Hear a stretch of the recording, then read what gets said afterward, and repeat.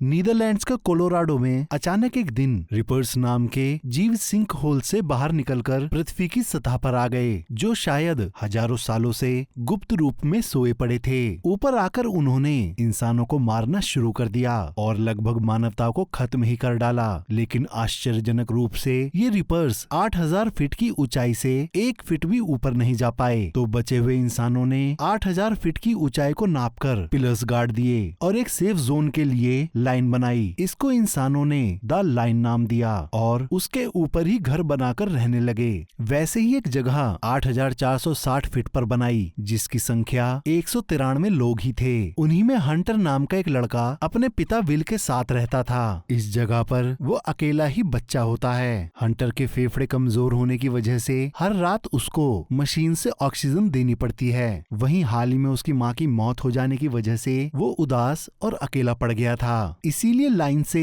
260 feet नीचे आकर वो उस जगह को देखता है जहां उसने आखिरी बार अपनी माँ को देखा था। लेकिन तभी एक रिपर उसके पीछे पड़ जाता है, तो हंटर बड़ी मुश्किल से लाइन के अंदर आकर अपनी जान बचा लेता है। ये बात जब उसके पिता विल को पता चलती है तो वो बस उसको यही समझाते हैं कि वो उसको खो नहीं सकते।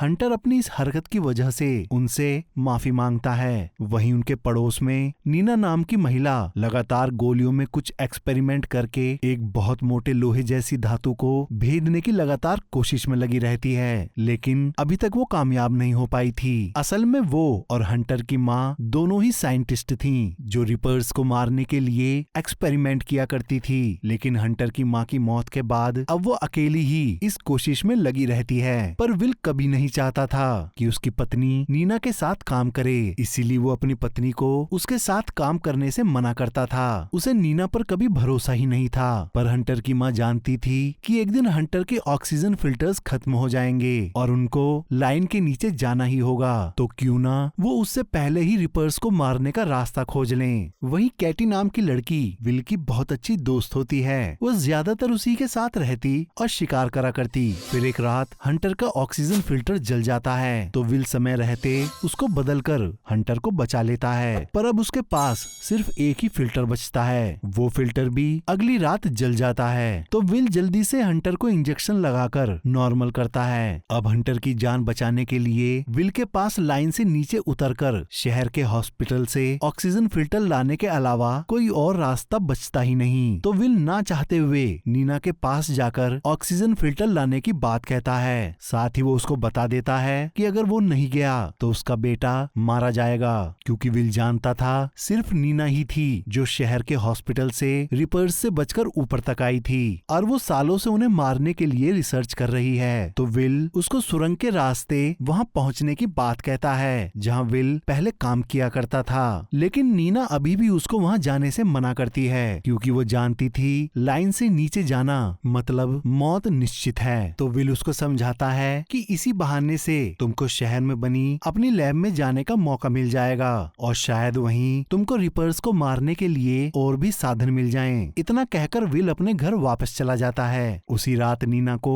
विल की पत्नी की मौत का मंजर याद आता है। उसको याद करते ही नीना बहुत रोती है, क्योंकि उसकी चीखें नीना को दर्द और पछतावे से भर देती हैं। अगली सुबह नीना साथ चलने को राजी हो जाती है, तो विल एक महिला को कुछ दिन हंटर का ख्याल रखने के लिए उसके पास छोड़कर जैसे ही अपने हथियारों को लेने जाता है, तभी कैटी भी वहां आकर अपने हथियार लेकर विल के साथ जाने की जिद करती है। तो विल उसको समझाता है हंटर को छोड़कर यहाँ रह रहे सभी लोग अपनी पूरी जिंदगी जिंदा रह सकते हैं, तो तुम जोखिम मत लो। पर कैटी उसकी एक नहीं सुनती। उसके बाद नीना उसे समझाती है कि रिपर्स को गोलियां भी नहीं मार सकती, क्योंकि उनके ऊपर बहुत मजबूत कवच चढ़ा हुआ है और वो कुछ ही सेकंड्स में तुम तक पहुंचकर तुम्हें चीर कर रख देंगे। पर कैटी पर भी उसकी चेतावनी का कोई असर नहीं होता, तो वो तीनों ही खदान की तरफ निकल पड़ते हैं। उनको पहाड़ी से एक सिंकहोल भी दिखाई देता है, जिससे रिपर्स निकल कर आए थे। तो नीना दोनों को बताती है कि उसने एक कंपास बनाया है, जो रिपर्स की बायो इलेक्ट्रोमैग्नेटिक पल्स को आधा मील दूर से भी रीड करके उसकी दिशा बता सकती है। वहीं उनको अब सुरंग के मुहाने पर पहुंचने के लिए 3.5 किलोमीटर का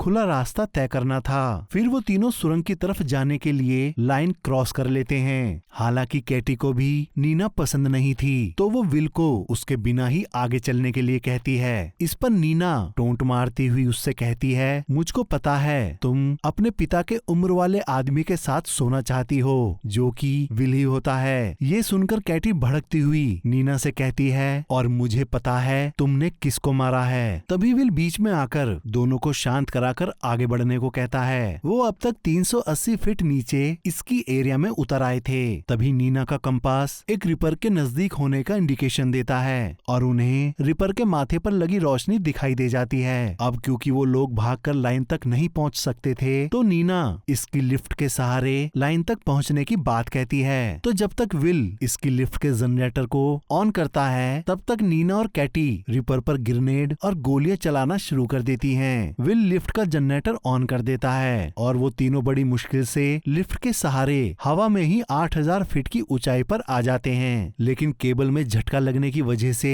तार बैंड हो जाता है और लिफ्ट 8000 फीट से नीचे आ जाती है। साथ ही उस झटके से कैटी भी नीचे जमीन पर गिर जाती है। इतना सब होने के बाद भी वो जैसे तैसे 8000 फीट की लाइन को पार करके बाल बाल बच जाते हैं। फिर वो रात वही बने एक पुराने लॉज में बिताते हैं। विल नीना से पूछता है, 3 साल इन रिपर्स पर रिसर्च करने के बाद आखिर तुम्हें क्या पता चला? तो नीना बताती है, ये जीव ना तो सोते हैं और ना खाते हैं, ये सिर्फ लगातार शिकार कर रहे हैं। अगली सुबह तीनों दूसरे रास्ते से माइन तक पहुंच जाते हैं। वहां पहुंचकर विल उन्हें बताता है, माइन को आधा पार करने के बाद हम लोग लाइन से तकरीबन 700 फीट नीचे होंगे, लेकिन माइन का दूसरा छोर 8000 फीट से ऊपर ही है। इस बात से नीना भड़क जाती है, क्योंकि विल ने पहले उन्हें बताया था कि सारी माइन लाइन के ऊपर ही है। पर नीना अपने आप को संभालती हुई बताती है, नीचे सुरंग में जाने के बाद उसका कंपास काम नहीं करेगा,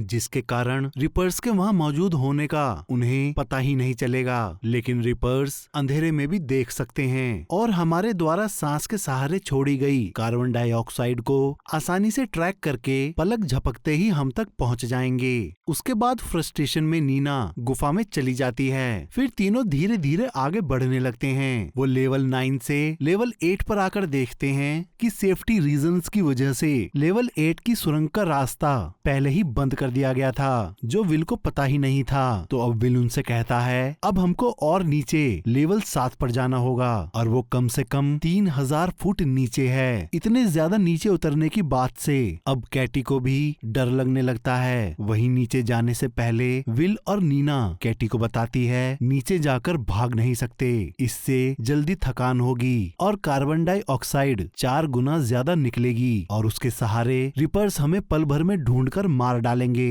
फिर वो सभी हिम्मत करके बड़ी सावधानी के साथ लेवल 7 पर उतर आते हैं। वहाँ एक रिपर उन पर हमला कर देता है। फिर काफी देर खुद को उससे बचाने के बाद भी रिपर आखिरकार कैटी को मारकर उसे अपने साथ सुरंग के उसी रास्ते पर ले जाता है जहाँ से वो तीनों आए थे। तो विल और नीना समझ जाते हैं कि अब वो सुरंग में फंस चुके हैं। लेकिन तभी उनकी नजर एक सीढ़ी पर पड़ती है। वो उसके सहारे सीधा सुरंग के दूसरी छोर 8000 फीट ऊपर आ जाते हैं और दोनों बच जाते हैं। वहाँ से कुछ दूर चलने के बाद उन्हें कॉटेज और उसके बाहर खड़ा एक पिकअप ट्रक मिलता है। वो दोनों रात गुजारने के लिए वहीं रुक जाते हैं। तो विल नीना से पूछता है, तुम्हारी पुरानी लैब में क्या है जिससे रिपर्स को मारा जा सकता है? तो नीना बताती है, वहाँ पेरिक्लेज है जो मैग्नीशियम ऑक्साइड का भंडार होता है। वो आगे बताती है कि रिपर्स की त्वचा भेदी नहीं जा सकती, क्योंकि मुझे लगता है वो इलेक्ट्रिकली चार्ज्ड है और अगर किसी गोली पर मैग्नीशियम ऑक्साइड लगाकर रिपर्स को मारा जाए तो वो रिपर्स के कवच में टकराकर मिलियन वॉट जनरेट करेगी और इस रिएक्शन से रिपर्स पलक झपकते ही फट जाएंगे। लेकिन विल को इस मैजिकल बुलेट से रिपर्स को मारने वाली बात पर यकीन नहीं होता। उसे ये बात बड़ी बचकानी और परिकथा सी लगती है। तो नीना उसको बताती है, तुम्हारी बीवी तारा को मुझ पर भरोसा था। तो विल उसे जवाब देता है कि तारा हर एक उस बात पर यकीन करती थी जिसके होने से वो हंटर को बचा सके और तुमको उसकी इस बात का पता था और यही विश्वास दिलाकर तुम उसको अपने साथ ले गईं और उसे मरवा दिया। लेकिन मैंने उसको तुम्हारे साथ जाने से मना किया था। उसकी बात सुनकर नीना कहती है, तुम अपनी पत्नी को मेरे साथ जाने से रोकना चाहते थे, लेकिन फिर भी तुम मेरे साथ यहाँ हो जैसे तारा थी। विल उसकी ये बात सुनकर उसे बस देखता रह जाता है। अगली सुबह वो दोनों पिकअप ट्रक लेकर शहर की तरफ निकल जाते हैं और बिना रुके हॉस्पिटल पहुंचकर जल्दी से ऑक्सीजन फिल्टर ढूंढने लगते हैं। तभी नीना को अपने कंपास में एक रिपर के होने का पता चलता है। इतने में विल को फिल्टर भी मिल जाते हैं, तो वो जल्दी से जल्दी फिल्टर लेकर वहाँ से भागने लगते हैं। लेकिन रिपर से बचने के लिए विल उसके पास रखे सिलेंडरों पर गोली चला देता है, जिसके धमाके से रिपर हॉस्पिटल से बाहर कई मंजिल नीचे जाकर बेहोश हो जाता है। तभी उन दोनों को वहाँ से निकलने का मौका मिल जाता है, तो विल तुरंत अपने बेटे के पास जाने की जिद करता है। तो नीना उसे समझाती है, ये फिल्टर ज्यादा से ज्यादा साल भर तक चलेंगे, उसके बाद तुमको यहाँ वापस आना ही होगा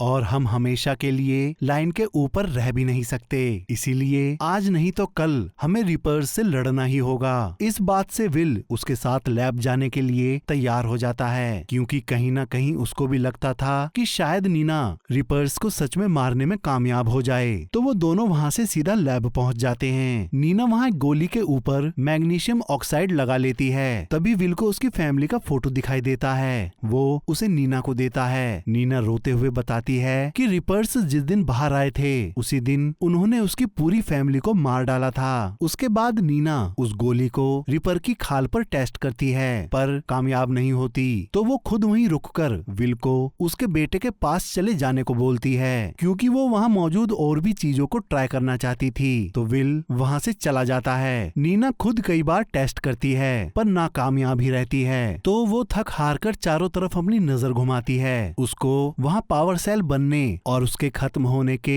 रिएक्शन की याद आती है। तभी वो अपने मैग्नीशियम वाले घोल में तुरंत कोबाल्ट को मिलाकर तुरंत गोली पर लगा लेती है। इतनी देर में एक रिपर नीना के ठीक सामने आ जाता है। नीना उस पर गोली चला देती है। वहीं दूसरी तरफ विल की गाड़ी का टायर फटने की वजह से उसकी गाड़ी पलट जाती है। वो गाड़ी में से जल्दी से ऑक्सीजन फिल्टर निकालकर लाइन को पार करने के लिए दौड़ पड़ता है। तभी रिपर्स उसके पीछे पड़ जाते हैं, लेकिन लाइन को पार करने से पहले ही कई सारे रिपर्स उसको घेर लेते हैं और जैसे ही एक रिपर उसको मारने के लिए उसके नजदीक पहुंचता है, तभी नीना उसको अपनी मैजिकल बुलेट मार देती है। गोली के केमिकल रिएक्शन से रिपर कंप्रेशन के साथ फट जाता है। नीना अपनी मैजिकल बुलेट बनाने में कामयाब हो गई थी। उसके बाद वो वहाँ मौजूद सारे रिपर्स को मार डालती है। अब जाकर विल की जान में जान आती है। फिर रिपर के खाल के टुकड़े से पता चलता है कि रिपर्स सच में कोई जानवर नहीं बल्कि किसी की बनाई बेहद उन्नत मशीनें थीं। फिर विल घर पहुंचकर अपने बेटे हंटर से मिलता है। नीना समुद्री डाकुओं वाला झंडा फहराकर सबको बता देती है कि उसने रिपर्स को मारने का तरीका खोज लिया है। फिर वो रेडियो के सहारे सभी लोगों को मैजिक बुलेट बनाने का फॉर्मूला बता देती है, जिससे वो लोग एक एक करके सभी रिपर्स को मारना शुरू कर देते हैं। फिर इसके एंड क्रेडिट सीन में नीना और विल आसमान में देखते हैं। वहाँ 3 उल्का पिंड बड़ी तेजी के साथ अर्थ की तरफ बढ़ रही होती हैं और ये कहानी यहीं खत्म हो जाती है। आशा करता हूँ कि आप सभी को ये एक्सप्लेनेशन पसंद आई होगी। और भी मूवी के एक्सप्लेनेशन सुनने के लिए आप हमारे इस चैनल को लाइक करें, सब्सक्राइब करें और साथ ही बेल आइकन दबाना ना भूलें।